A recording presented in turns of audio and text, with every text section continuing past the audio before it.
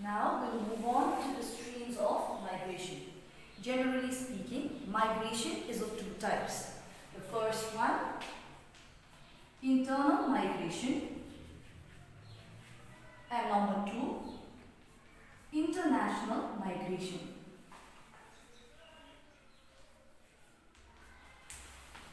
So, streams of migration, basically migration are of two types, internal migration and international migration.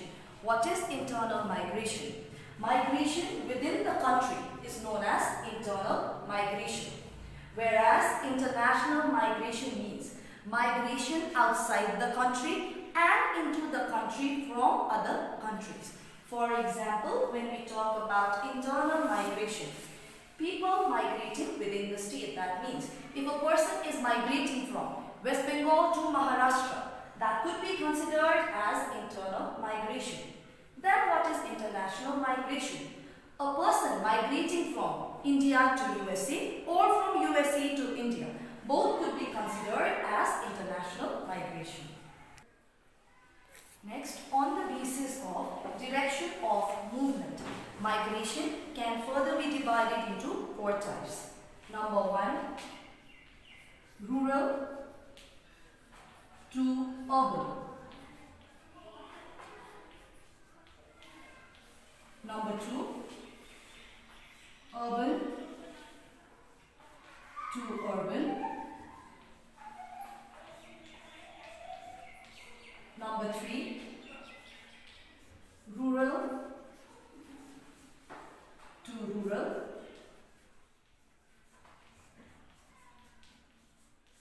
And number four, urban to rural.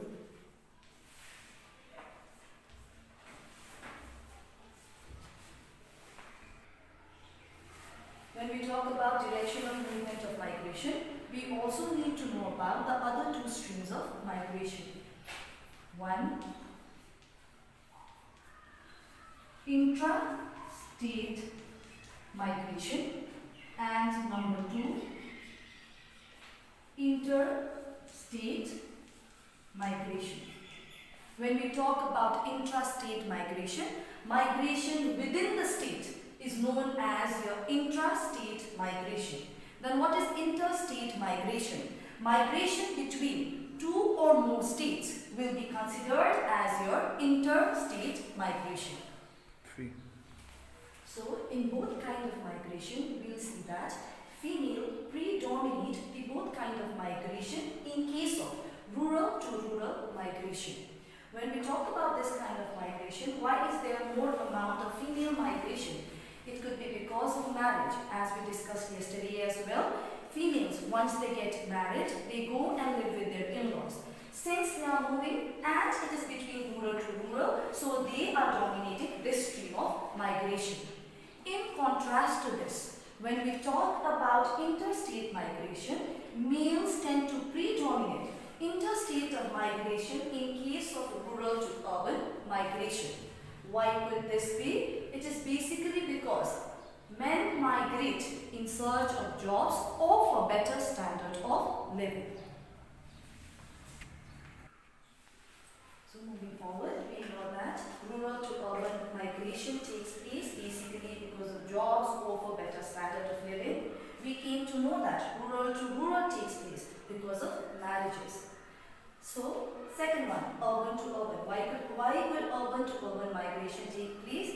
It could take place basically because of jobs or due to education. When we talk about the last one, that is urban to rural, this could take place basically, let me give you an example. After retirement, people would want to go and live in some peaceful areas. So in that case, people would migrate from urban to rural areas. Other than that, we also find affordable lands in rural areas. So people could be migrating from urban to rural areas for that reason as well. Hello students, today we are going to continue with the chapter migration, and we are going to learn about the three waves of Indian diaspora.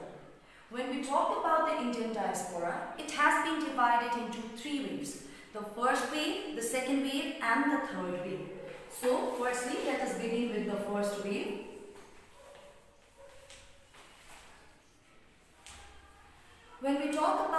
first wave. The first wave took place during the British period. Labourers were sent to Mauritius, Caribbean islands, South Africa, etc. from Uttar Pradesh and Bihar, and also to Reunion Islands, Mozambique as plantation workers. As they were moving from India towards other countries, so this was covered under a time-bound contract. This contract was known as the Girmit Act.